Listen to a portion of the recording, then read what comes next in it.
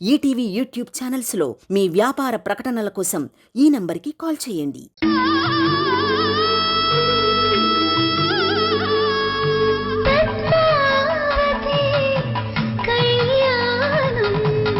ఇప్పుడు బాధపడే లాభం లేదు. ఇప్పటికైనా ఏం జరిగిందో చెప్పు. చెప్తాను తల్లి, కానీ నేను చెప్పిన విషయం ఇంకెవ్వరికీ చెప్పనని నాకు మాటివ్వు తల్లి. సరే, మాటిస్తున్నాను, చెప్పు. ఒకరోజు ఏం జరిగిందంటే, నీ తోడికోడలు లీలమ్మ నా దగ్గరికి వచ్చినది.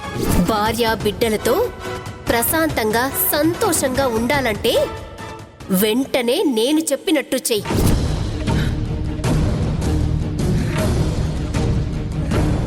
ప్రాణంగా చూసుకుంటున్న నీ కూతురు విగత జీవిగా మారుతుంది.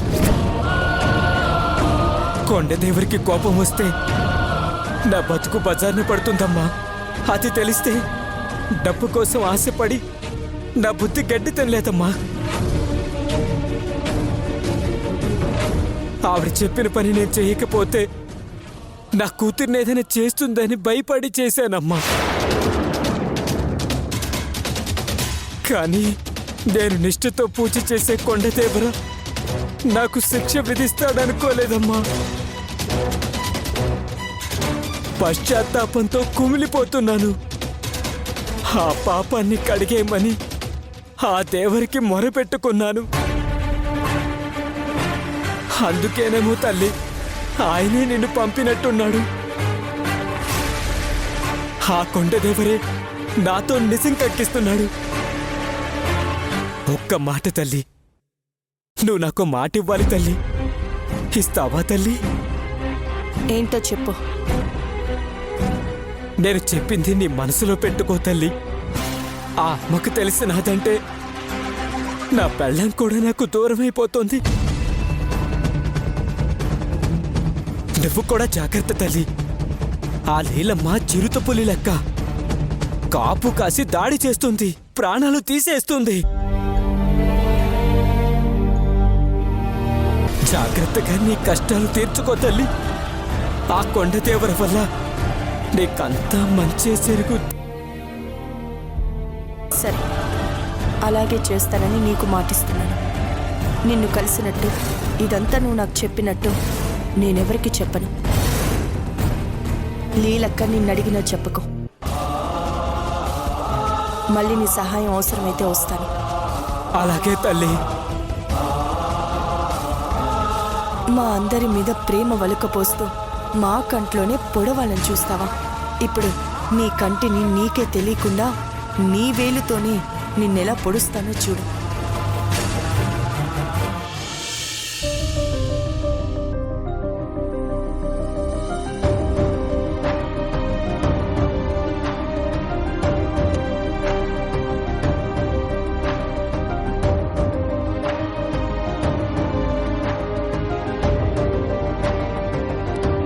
ఏంటమ్మా బ్యాగ్ సర్దుకుంటున్నావు? ఎక్కడికి వెళ్తున్నావు? ఇంకెక్కడికి వెళ్తాను బామ్మ, నా మెట్టినింటికి. ఏటమ్మా నువ్వు చెప్పేదే? ఆదిత్యబాబు ఇంటికి వెళ్తున్నావా? అవును బాబాయ్. గదేంది పద్మావతి, అక్కడికి పోవడేంది? నా అత్తారింటికి నేను వెళ్తే తప్పేంటత్తా? అత్తారింటికి వెళ్ళడం తప్పు అని మేం చెప్పట్లేదమ్మా, కానీ ఇలాంటి టైంలో వెళ్ళడం ఎందుకు అంటున్నాం. అవునక్క, వాళ్ళు నిన్ను వద్దు అనుకున్నప్పుడు నువ్వు వాళ్ళని కావాలి అనుకుంటే నీకు మిగిలేది అవమానమే అక్క. మహాలక్ష్మి అక్క చేత అవమానపడటం కూడా నాకు ఆనందమే శ్వేత. నీకేమన్నా పిచ్చి పట్టిందా? అవమానిస్తారు అంటే ఆనందం అంటావేమిటి? అయినా నువ్వు వెళ్ళడానికి నేను ఒప్పుకోను. అవునక్క, నువ్వు అక్కడికి వెళ్ళొద్దు. మహాలక్ష్మి గారు ఇప్పుడు నీ మీద పీకల దాకా కోపంగా ఉన్నారు. ఉండడం ఏంటి? అసలు గుళ్ళో ఎంతలా అవమానించిందో నేను దగ్గరుండి చూశాను కదా. అసలు పద్మావతిని ఒక మనిషిలా కూడా చూడలేదు తెలుసా? విలువివ్వని మనుషుల మధ్యలోకి వెళ్ళి నీ విలువ తగ్గించుకోవడం ఎందుకు పద్మావతి? మేమంతా వద్దంటున్నాం కదా, ఉండిపో పద్మావతి. లేదత్తా, వెళ్ళాలి. మీరంతా మహాలక్ష్మి అక్క కోపాన్నే చూశారు, కానీ తను బోలా మనిషి, ఏది మనసులో దాచుకోదు. మనసుకి సంతోషం కలిగినా బాధ కలిగినా అవే చూపిస్తుంది తప్ప లోపలొకలా బయటకొకలా ఉండే మనిషి కాదు. పైగా అక్క అమాయకురాలు, ఎవరు ఏం చెప్పినా ఇట్టే నమ్మేస్తుంది. ఇలాంటి టైంని ఒకరు అవకాశంగా మార్చుకోవాలని చూస్తున్నారు. మా కుటుంబాన్ని చెల్లాచెదురు చేయాలని ప్రయత్నిస్తున్నారు.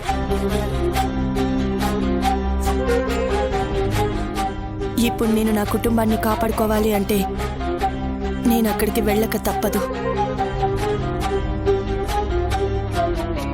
అయినా మీరేం భయపడకండి. అక్కడ నా తరపున నిలబడటానికి ఆదిత్య ఉన్నాడు, వైష్ణవక్కుంది. నాకేం కాదు. ఏంటి నీ వైపు ఉండేది?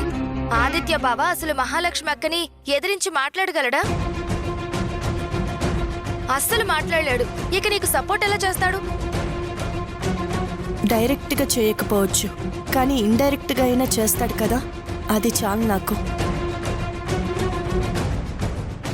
నా కుటుంబాన్ని కాపాడుకోవడం తప్ప నాకు వేరే దారి లేదు. అందుకే వెళ్తాను అంటున్నాను. ప్లీజ్ అర్థం చేసుకోండి. మేం చెప్పాల్సింది మేం చెప్పాం. వినను అంటే మేం మాత్రం ఏం చేస్తాం? నీ ఇష్టం వచ్చినట్టు చేసుకో.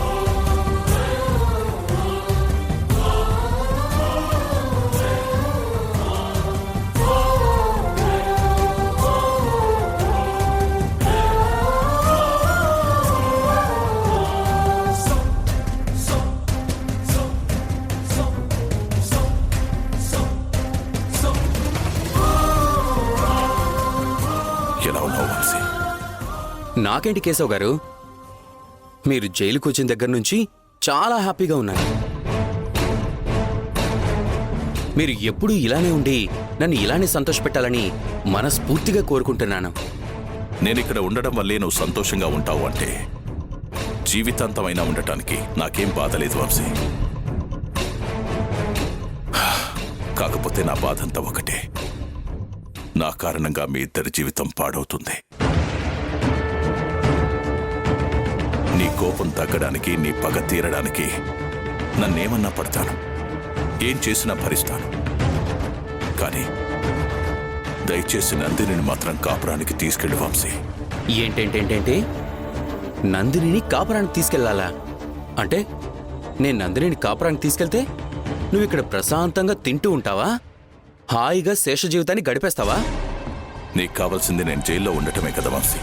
కాదు, నాకు కావాల్సింది నువ్వు ఈ జైల్లో ఉండడం మాత్రమే కాదు. ఇక్కడ ఉన్నంతకాలం ఇంట్లో ఏం జరుగుతుందో తెలియక, ఒకవేళ తెలిసినా ఏమీ చెయ్యలేక నీలో నువ్వే కుమిలిపోవాలి. ప్రతి క్షణం నేనింకా ఎందుకు బతుకున్నానా అని కుళ్ళి కుళ్ళి చావాలి.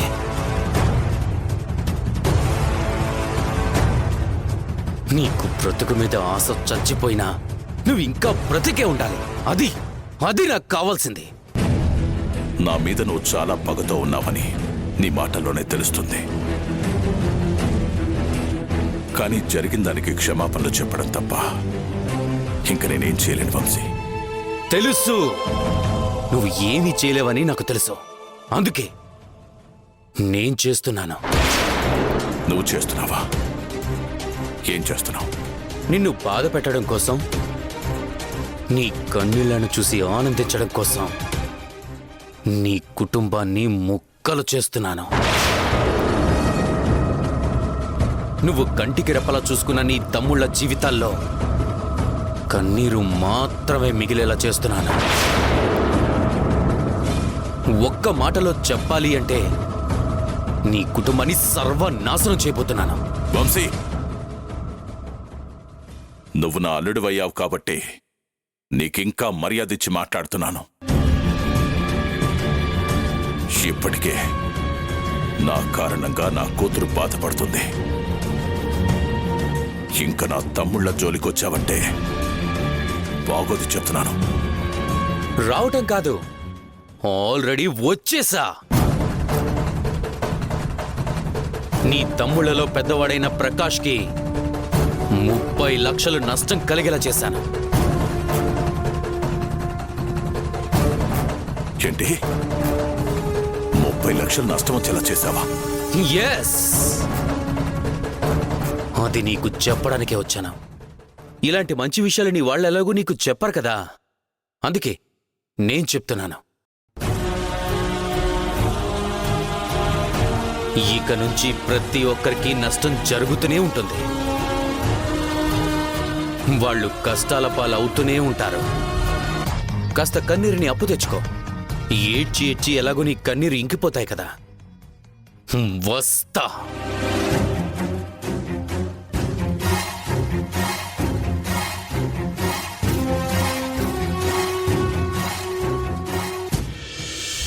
అక్క, ఊరుకో అక్క. ఇలా ఎంతసేపు అని బాధపడతావు? ఇంకా నాకు మిగిలింది అదొక్కటే కదా లీలా. నీకు బాధ కలగాలనే కదక్కా నేను వంశీ అలా చేసింది. మీరు ఎంతో ఉదార గుణంతో మా కష్టం చూడలేక 30 లక్షల రూపాయలు అరువిచ్చారు. కానీ ఆ దేవుడికి ఏమనిపించిందో అంత బూడిద చేసేశాడు.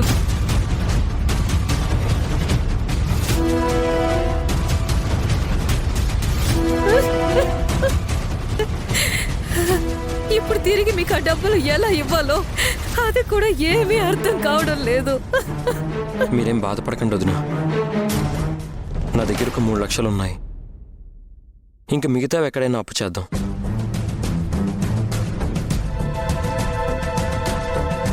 లేదాదిత్య, ఇప్పుడు మనం ఉన్న పరిస్థితుల్లో మనల్నెవరూ నమ్మరాదిత్య.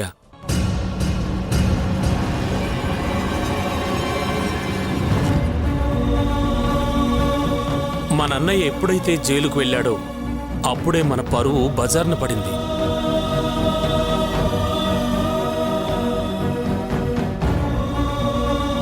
ఇన్ని రోజులు ఏ కష్టం వచ్చినా వెనక్కి తిరిగి చూసుకుంటే నేనున్నానంటూ ధైర్యం ఇచ్చేవాడు అన్నయ్య.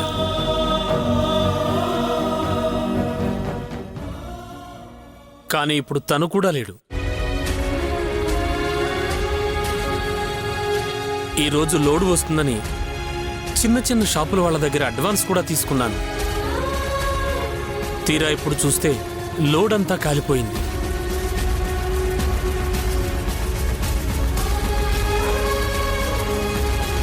వాళ్ళందరూ ఫోన్లు చేస్తున్నారు. ఏం చెప్పాలో, ఈ సమస్య నుంచి ఎలా బయటపడాలో నాకేం అర్థం కావడం లేదు.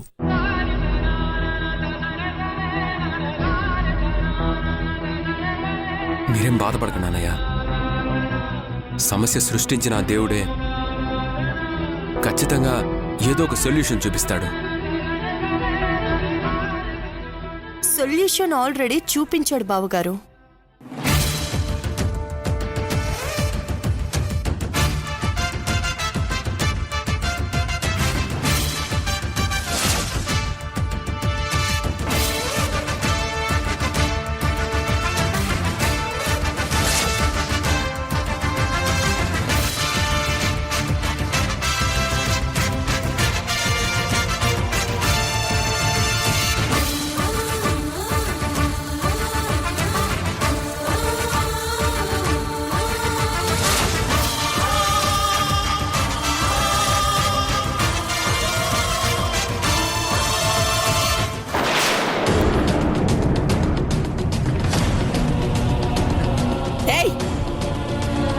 నిన్ను మళ్ళీ ఈ ఇంటికి రావద్దని చెప్పాను కదా, అయినా కూడా వచ్చావంటే అసలు నీకు సిగ్గనేదే లేదా? నా ఇంటికి నేను రావడానికి సిగ్గుపడాల్సిన అవసరం లేదు కాబట్టే వచ్చాను.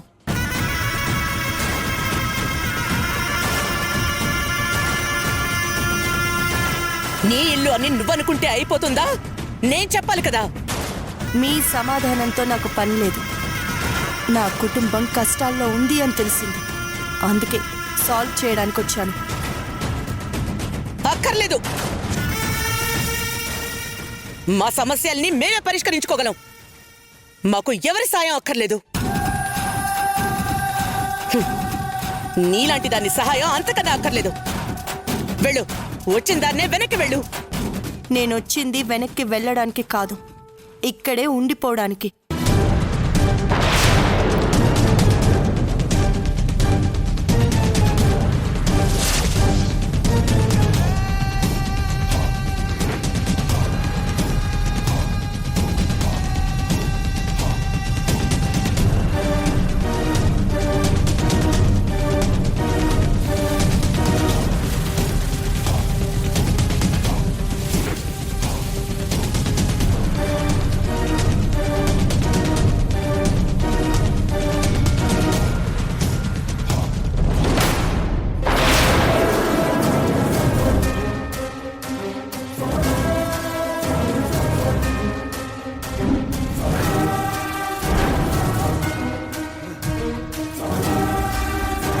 ఇది నా ఇల్లు, నా వాళ్ళుంటున్న ఇల్లు.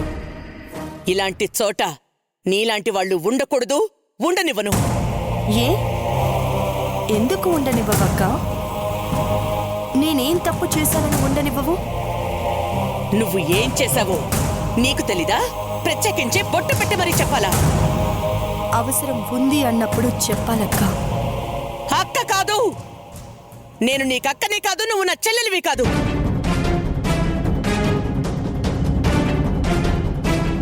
నన్నలా పిలవద్దని నీకింతకు ముందే చెప్పాను, మళ్ళీ చెప్తున్నాను. ఇంకొక్కసారి వరసతో పిలిచావంటే నేను చెప్పాల్సిన వరస మార్చాల్సి వస్తుంది. జాగ్రత్త. అలాగే మహాలక్ష్మి గారు.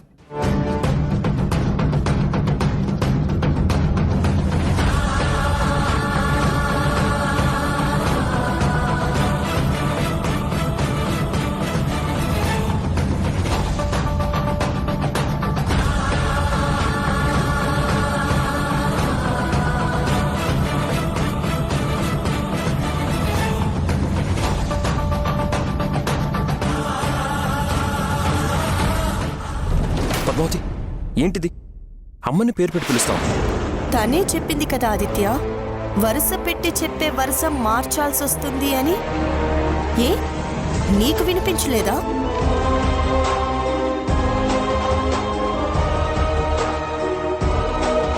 అలా పిలవద్దని చెప్పేది మీరే, ఇలా పిలిస్తే వంకలు పెట్టేది మీరేనా? ఆదిత్య, ఇక తనతో మాట్లాడనవసరం. మర్యాదగా ఇక్కడి నుంచి వెళ్ళమని చెప్పు. లేదంటే లేదంటే ఏం చేస్తారు?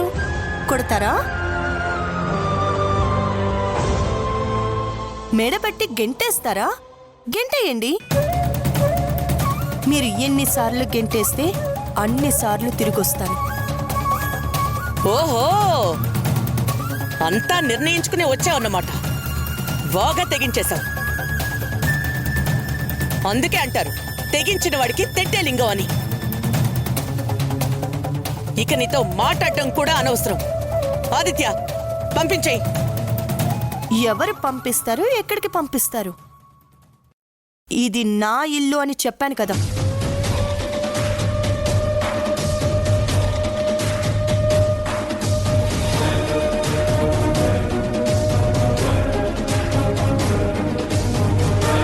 ఈ ఇంటికి మీరెలా వచ్చారో నేను అలాగే వచ్చాను.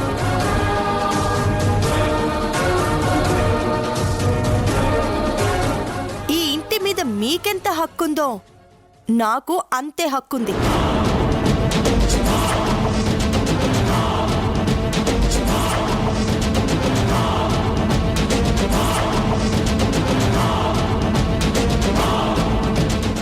మీరు వెళ్ళిపోమ్మనగానే వెళ్ళిపోవడానికి నేనేం ఊరికనే రాలేదు.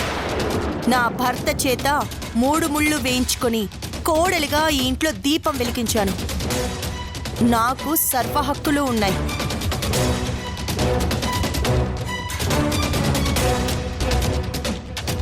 అంటే నువ్వు మేము ఒకటి అంటున్నావా? అనటమే కాదు, అదే నిజం కూడా. నార్మల్ ఆడది అడుగు పెడితే అదృష్ట దేవత రావాలి, నీలాగా దరిద్ర దేవత కాదు.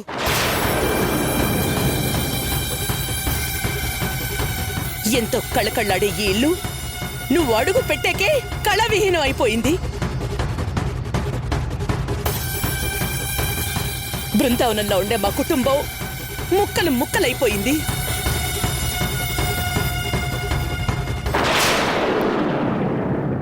ఆదిత్య, మాటలతో వినే రకంలా లేదు. చేతులతో పనిచెప్పి పంపించెయ్యి.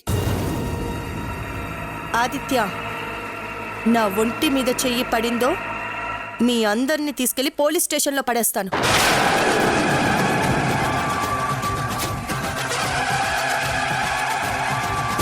ఏంటి బెదిరిస్తున్నావా? బెదిరించటం కాదు, జరగబోయేది చెప్తున్నాను.